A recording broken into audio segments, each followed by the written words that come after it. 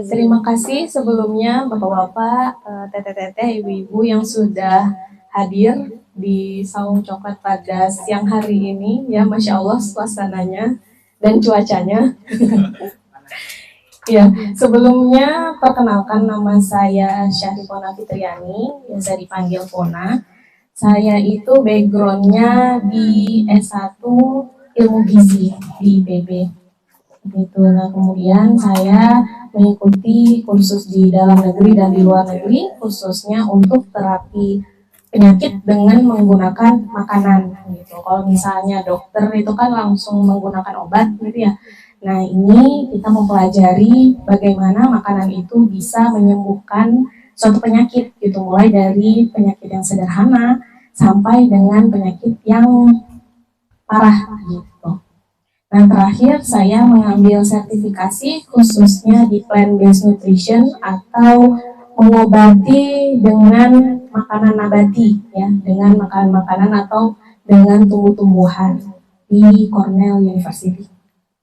Jadi insya Allah apa yang disampaikan hari ini itu bukan katanya-katanya, ya, jadi berdasarkan scientific base, berdasarkan penelitian terbaru, ya, bahwa makanan itu bisa dijadikan menjadi obat. Gitu.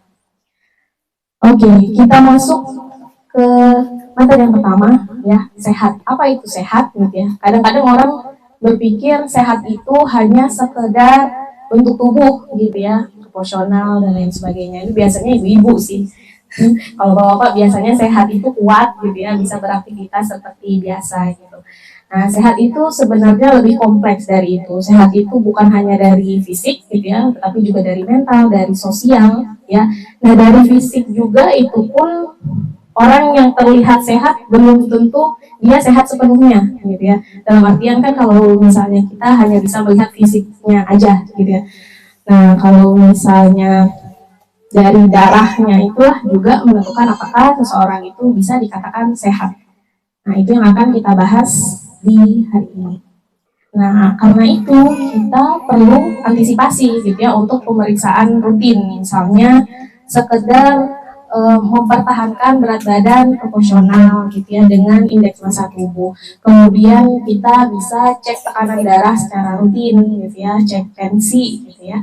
Nah, kemudian kita bisa cek gula darah puasa secara rutin, asam urat secara rutin, kemudian juga profil lipid, ya, kolesterol, gitu ya. Kolesterol itu pun ada banyak jenisnya, ya. Ada kolesterol baik, kita sebut HDL, ada kolesterol jahat, LDL, trigliserida, gitu ya. Nah, semua komponen ini adalah cikal bakal kalau misalnya bermasalah itu bisa menimbulkan suatu penyakit yang serius, gitu. Makanya dari hal-hal sederhana seperti ini kita harus aware. Ini sedikit gambaran yang akan kita bahas, Bapak Ibu, pada siang hari ini, ya. Yang pertama itu terkait dengan pola hidup di negara dengan populasi yang memiliki umur terpanjang. Kemudian yang kedua tentang terapi gizi. Yang ketiga tentang konsep makanan toyib atau konsep makanan baik secara umum. Kemudian 10 hari mengobati asam urat dan kolesterol dengan makanan. Dan yang terakhir adalah 10 hari menurunkan tekanan darah dengan makanan. Kita masuk di bab pertama, ya, tentang pola hidup dari negara Blue Zone. Mungkin bapak-bapak, ibu-ibu pernah mendengar kata-kata Blue Zone. Ya, Blue Zone itu adalah negara di mana populasinya itu memiliki penduduk dengan umur terpanjang, gitu ya. Kenapa umur terpanjang? Karena ya itu tadi penyakit yang dialami oleh masyarakatnya itu cenderung lebih rendah daripada global. Ya. Ada hal menarik di di populasi mereka, ya, di negara Blue Zone ini. Mereka memiliki filosofi. Filosofinya itu adalah tubuh manusia itu harus dijaga seperti tempat suci, gitu ya. Nah, kemudian rahasia dari negara Blue Zone ini, mengapa masyarakatnya itu memiliki kesehatan yang baik, gitu ya, kemudian umurnya terpanjang, gitu ya. Jadi istilahnya nenek-nenek, kakek-kakek tapi tetap sehat, gitu ya, tetap beraktivitas seperti biasa. Nah, salah satunya adalah terkait dengan pola hidup dan pola makan. Kita lihat lifestyle atau gaya hidup, ya, orang-orang di negara Blue Zone itu. Yang pertama adalah mereka cenderung lebih religius, gitu ya. Lebih religius kenapa? Ya, karena agama itu juga menentukan bagaimana mereka melangkah gitu ya, dalam artian seperti ini, misalnya kita agama Islam gitu ya sudah ada larangan meminum khamar gitu ya, alkohol dan lain sebagainya. Nah, misalnya ada di agama lain juga tidak dianjurkan untuk merokok dan lain sebagainya. Itu menentukan pilihan hidup atau gaya hidup mereka gitu. Nah, kemudian olahraga dan bergerak aktif ya, saya rasa untuk bapak-bapak yang aktivitasnya bertani itu juga salah satu salah satu bentuk tubuh bergerak aktif juga gitu ya. Nah, kemudian mengelola emosi, mengelola stres dengan baik, cukup tidur, ikatan sosial. Nah, ikatan sosial ini bagaimana hubungan dengan keluarga gitu ya, rukun, bagaimana hubungan dengan dengan tetangga gitu ya, nggak ribut-ribut. Nah, itu juga terkait dengan kesehatan mental yang nantinya juga berdampak pada kesehatan tubuh gitu. Kemudian pola makan sehat dan alami. Kita lihat bagaimana pola makan orang-orang di negara Blue Zone ya. Di sini mungkin tulisannya agak kecil ya, ini saya ambil panduan makan masyarakat di negara dengan populasi umur terpanjang ya. Yang paling banyak itu di bawah ya. Jadi mereka itu membagi pola makan itu menjadi pola makan harian, pola makan mingguan, pola makan bulanan gitu. Jadi kalau misalnya pola makan harian itu ya berarti yang dikonsumsi setiap hari gitu ya, yang sering dikonsumsi. Kemudian yang weekly atau mingguan gitu ya, berarti masih dikonsumsi tapi dalam jumlah yang jarang ya. Kemudian yang bulanan gitu, jadi masih dimakan tapi lebih jarang lagi gitu ya daripada makanan mingguan. Kita lihat di dasar yang pertama ya, ternyata mereka itu 95-100%-nya itu makanan yang berbasis nabati. Apa itu makanan berbasis nabati? Makanan yang berasal dari tanah, dari pertanian gitu ya. Jadi kunci mereka sehat itu ya dari makanan mereka sehari-hari yang berasal dari tumbuhan gitu ya, beras dan lain sebagainya. Kemudian produk olahannya, tahu, tempe, kacang gitu ya, aneka sayuran, aneka buah-buahan gitu. Nah, itu yang menjadi kunci kesehatan mereka. Bahkan itu 95-100%-nya ya. Nah, kemudian yang kedua adalah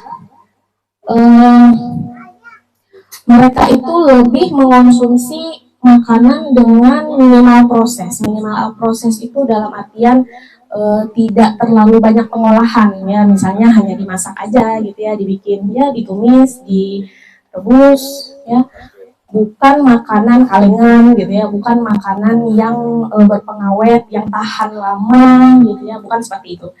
Nah, kemudian yang ketiga adalah mereka mengonsumsi banyak kacang-kacangan. Jadi kacang-kacangan itu memang makanan harian ya, dikonsumsi setiap hari. Nah, cukup minum ya, kemudian snacknya itu kacang. Ya, 1-2 genggaman pangan per hari gitu ya. Misalnya kita review seminggu ke belakang, kira-kira kita makan kacang berapa kali sehari gitu ya. Kadang-kadang jarang ya, sangat jarang gitu ya. Biasanya makannya ayam gitu. Asam berat. Iya.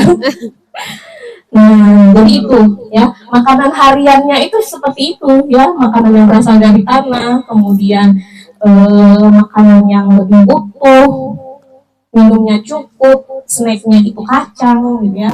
Nah, kemudian lanjut ke makanan mingguan. Jadi mereka masih mengonsumsi ini tetapi jumlahnya itu jarang.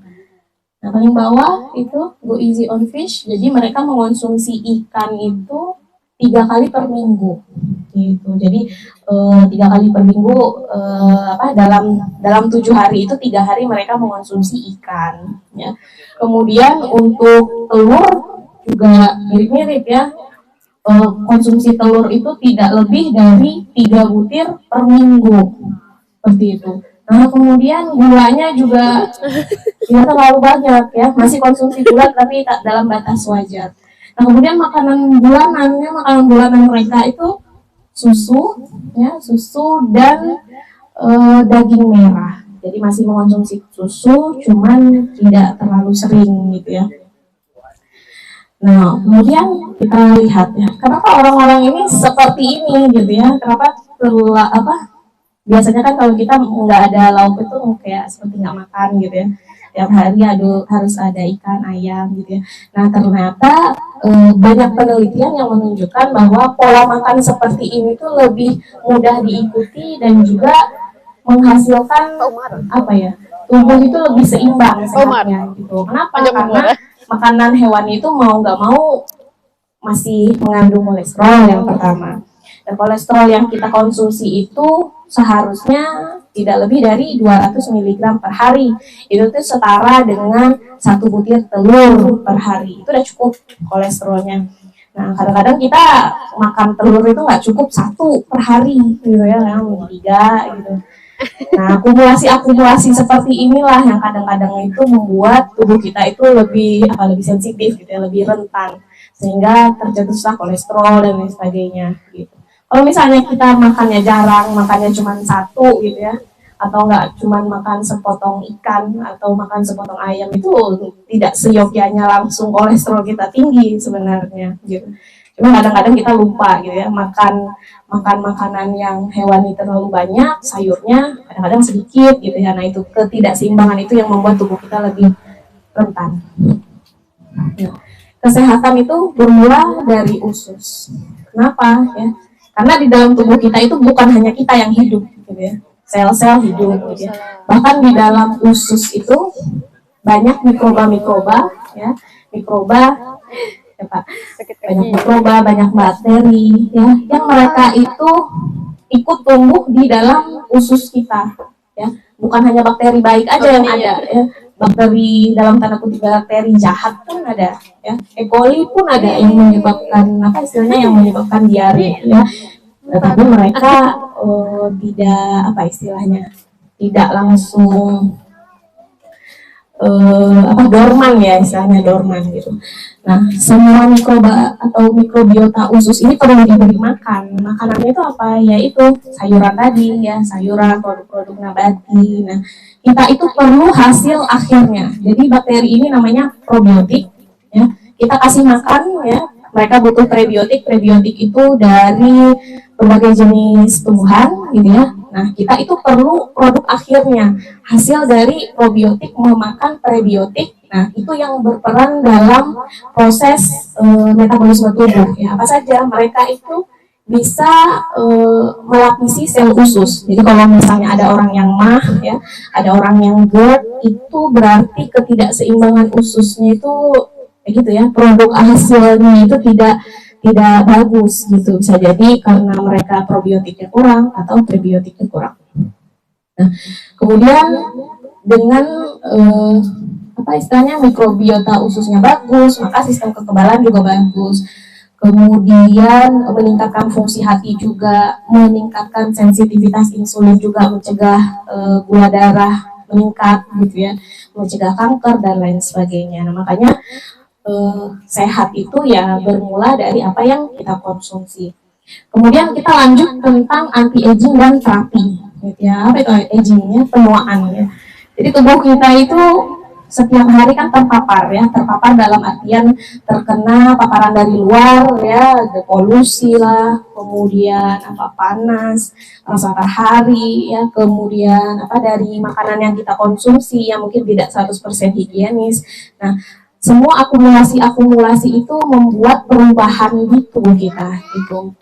Nah, makanya kadang-kadang kenapa kalau misalnya satu orang dan orang yang lain itu tingkat penyembuhannya itu berbeda gitu, atau pas kita muda dengan sekarang ini kadang-kadang pemulihannya beda. Kok dulu nggak cepet capek, cuma jalan sejam gitu ya, sekarang jalan 30 menit udah pegel-pegel gitu.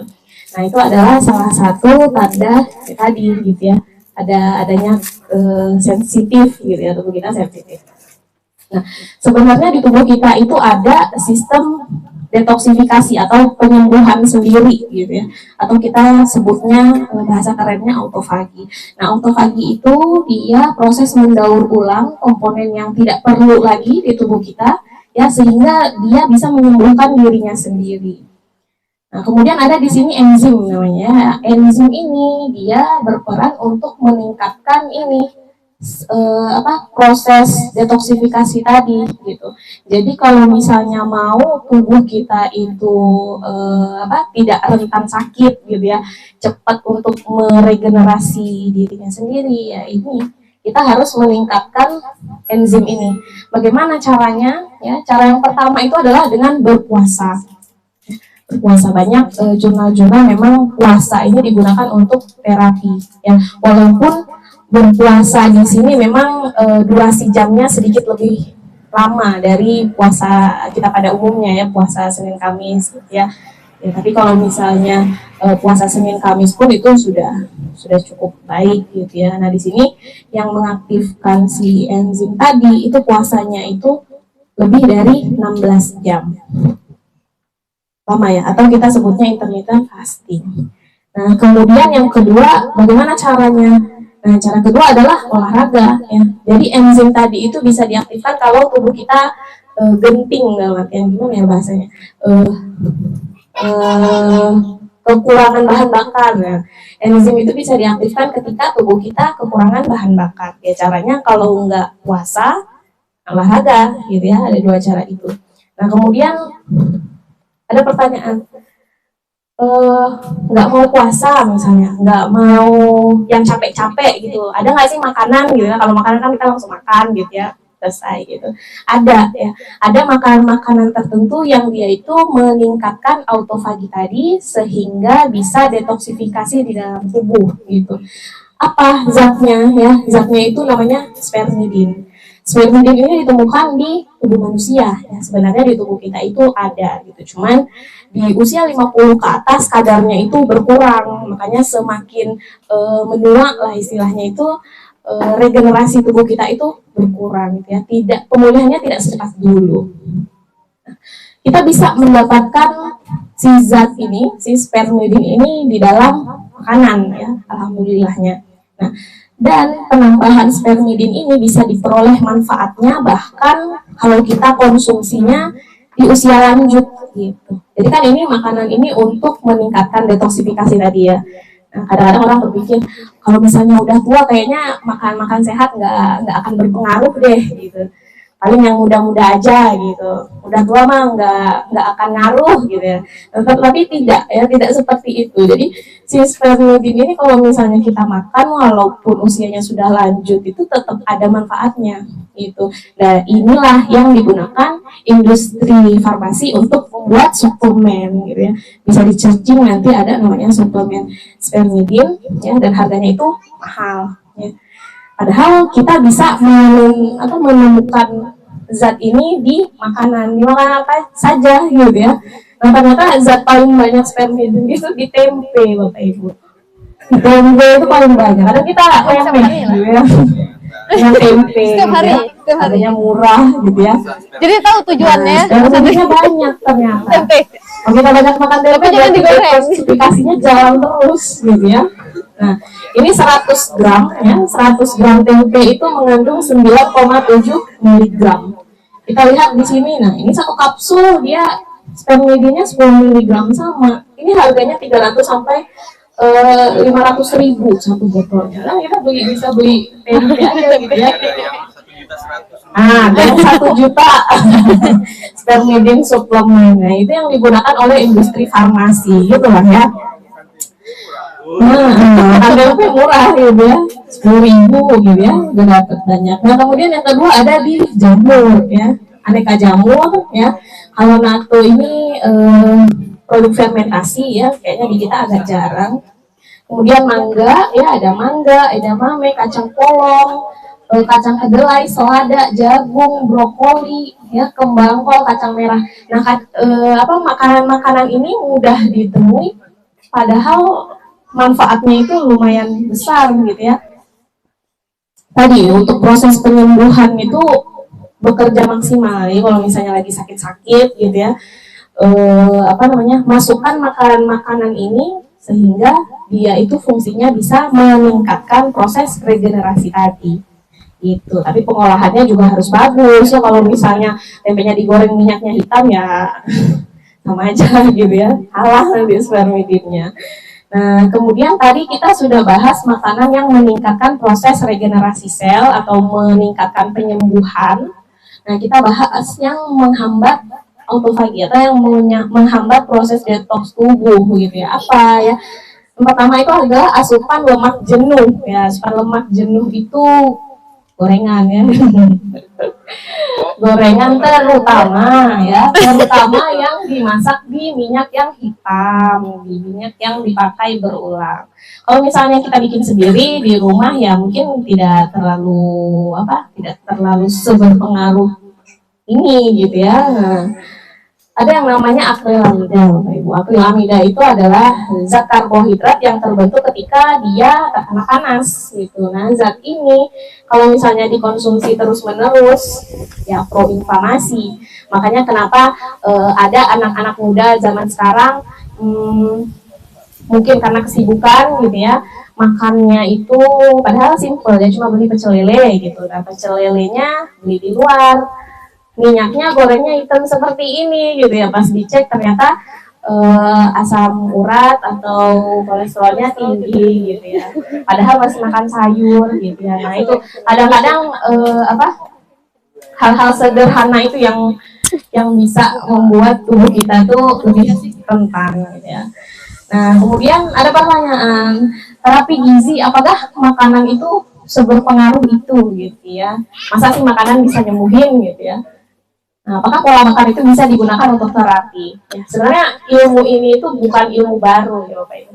Jadi ilmu ini itu memang sudah lama diterapkan, khususnya di negara-negara Barat. Ya, mereka itu dokter-dokter di sana itu tidak hanya mengobati pasien itu dengan obat, gitu ya, tapi dengan makanan, gitu ya. Ada yang mengobatinya secara single dengan makanan aja sembuh, gitu ya. Ada juga yang didukung dengan obat. Nah ini adalah salah satu dokter ya, Esselstyn, ahli jantung ya. Dia itu dokter terkenal di dunia barat juga ya. Dia mengobati pasien jantungnya itu dengan makanan. Ada makanan yang memang istilahnya dipantang dulu gitu ya, dipantang dulu. Dan dia memperbanyak makanan nabati seperti tadi gitu ya, makanan-makanan yang dari tumbuhan gitu ya. Nah, ternyata programnya sukses ya, pasiennya membaik bahkan 5 sampai 12 tahun ke depan. Nah, ini ada contoh dari hasil ronsen ya. Hasil ronsen, kita sebutlah ronsen ya, hasil ronsen pembuluh darah ya. Pembuluh darah itu kalau misalnya penyakit jantung ya, orang sakit jantung, dia itu cenderung pembuluh darahnya itu mengecil, padahal bukan mengecil ya, ada plak gitu, ada kolesterol yang nempel sehingga timbullah plak, aliran darahnya kurang lancar. Nah, ini ya, si pasiennya Bapak ini ditreatment dengan makanan yang awalnya ada plak ya, terlihat kecil di sini ya. Kemudian di treatment dengan makanan ternyata bisa tebal lagi tuh, bisa plaknya itu bisa hilang lah, kita bilangnya bisa hilang, sehingga nih kecil sehingga menjadi besar ya. Perubahan arteri koroner setelah menjalani pola makan tadi ya, lebih banyak makanan-makanan dari tumbuhan. Rata-rata kolesterolnya 237. Ini 237 udah penyakit jantung ya, biasa. Nah kemudian di treatment ya, selama kalau Bapak ini treatmentnya metodenya 14 hari. Nah setelah treatment bahkan dicek 5 tahun ke depan ya, kolesterol totalnya itu normal ya. Jadi makanan itu seberpengaruh itu. Nah itu dari luar ya. Mungkin banyak lah ya jurnal-jurnal yang mempublikasikan bahwa makanan itu menjadi obat. Nah ini saya ambil contoh pasien-pasien saya ya. Jadi saya praktek di rumah gizi, kita mentreatment orang-orang dengan makanan, dan makanannya itu mereka masak sendiri gitu ya. Jadi kalau misalnya suaminya yang sakit ya mamahnya atau istrinya yang masak gitu ya. Kita bantu untuk coaching gitu ya. Nah ini ada wanita muda, dia ingin menaikkan berat badan awalnya. Menaikkan berat badan, jadi badannya kurus, dan kita cek ternyata kolesterolnya tinggi gitu ya, 220 gitu ya. Nah, kita treatment dengan makanan bisa normal kembali. Nah, ini juga ada klien asam urat, ya, asam uratnya tinggi 7,5. Kita treatment juga dengan makanan bisa, gitu ya, tidak perlu minum allopurinol. Tapi ya itu, ya, kalau minum allopurinol kan langsung turun gitu ya. Kalau dengan makanan ya mungkin tidak bisa langsung turun dalam 1 hari gitu ya. Cuma dia ya itu tadi perubahannya itu nyata gitu ya, nggak bolak-balik gitu. Tapi ya kalau misalnya makan sumber asam urat ya nanti naik lagi gitu ya. Cuman dengan makanan kan kita bisa lebih mengontrol tanpa efek samping gitu. Nah, kemudian hipertensi juga ya.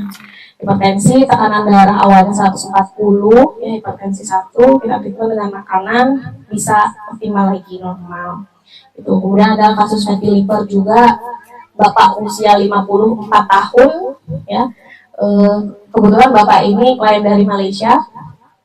Nah, di treatment dengan menggunakan makanan, hasil labnya itu bahkan sama seperti dia umur 10 tahun ke belakang gitu ya. Jadi mudah kembali mungkin ya. Seperti itu, dan itu hanya dengan makanan. Paling ya kalau dengan makanan berarti harus ada yang dikorbankan gitu ya. Mungkin yang biasanya makanan terlalu berlemak gitu ya, sekarang harus dikurangi seperti itu. Nah, ini yang pasien baru-baru ini alhamdulillah sembuh ya, nasofaringitis dengan tumor ya. Awalnya itu dia bengkak di bagian belakang telinga ya, ke bagian mata, dan alhamdulillahnya dia itu dideteksi di stadium awal gitu. Jadi lebih mudah kita untuk treatment dengan makanannya. Itu kalau misalnya kankernya sudah ganas itu agak susah-susah, agak lebih susah gitu daripada kalau misalnya kita tahu kita tangani lebih cepat gitu. Nah, di sini saya akan bahas 3 masalah umum yang sering dialami oleh dewasa atas gitu ya. Yang pertama asam urat, yang kedua kolesterol, yang ketiga hipertensi. Kita fokus ke 3 masalah itu dulu. Gitu. Yang pertama kita akan membahas tentang obat asam urat dan kolesterol tinggi. Nah, asam urat, gitu ya. Kenapa ada orang yang asam uratnya tinggi? Gitu ya. Apa sih penyebabnya? Gitu. Penyebabnya itu macam-macam.